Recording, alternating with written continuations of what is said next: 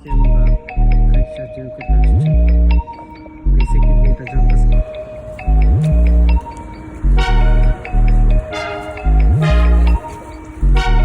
কিছু নিচে মত্তাই নাই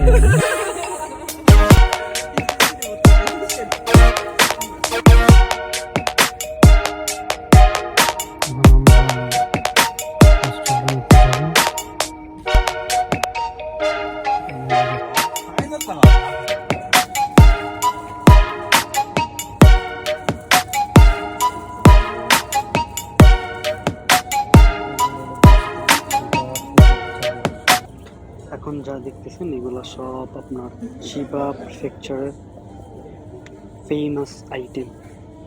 যেমন আমাদের বাংলাদেশে এক এক অঞ্চল ভিত্তিক খাবার থাকে, ঠিক ওই রকম। যেমন বিক্রমপুর বা মুন্সিগঞ্জের আলু, বা কুমিল্লার রসমালাই, ঢাকার বিরিয়ানি, বাকরখানি, টাঙ্গাইলের চমচম, এরকম। আর এগুলো হইতেছে আপনাদের নৃশংস বলে। এটা হলো আপনার ওয়ান কাইন্ড অফ বাংলাদেশে বাংলা মদ যেরকম, ঠিক ওই রকম না, বাট ওই রকমের প্রকারই। এখানে অনেক ফ্লেভার আছে, যা ফ্লেভার দিয়ে ওরা তৈরি করে।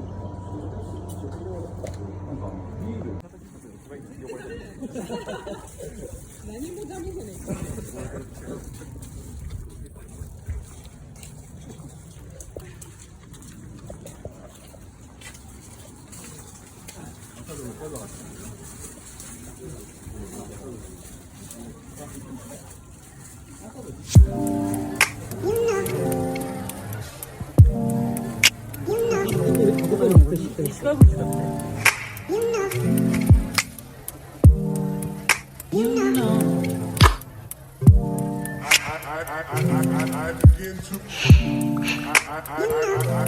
begin to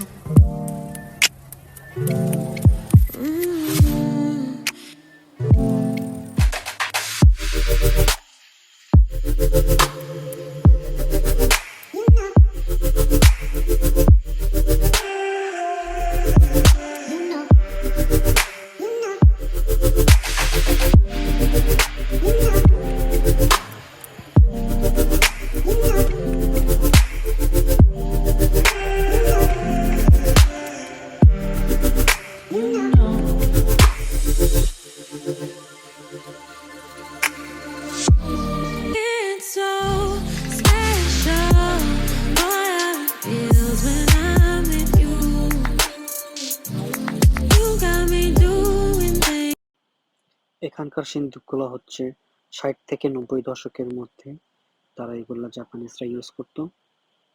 আর কিছু ট্রেডিশনাল রেস্টুরেন্ট, এখন আমরা যাচ্ছি জাপানিজ ট্রেডিশনাল একটা লাঞ্চ করার জন্য। সাথে থাকুন।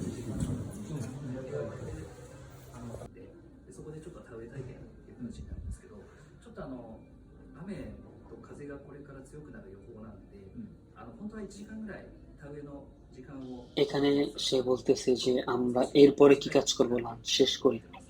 লাঞ্চ শেষ করার পরে 1 ঘন্টা আমরা ধান লাগাতে যাব, ঠিক ওই রাস্তাতে যাব, সেটাই সে বোঝাতে যাচ্ছে।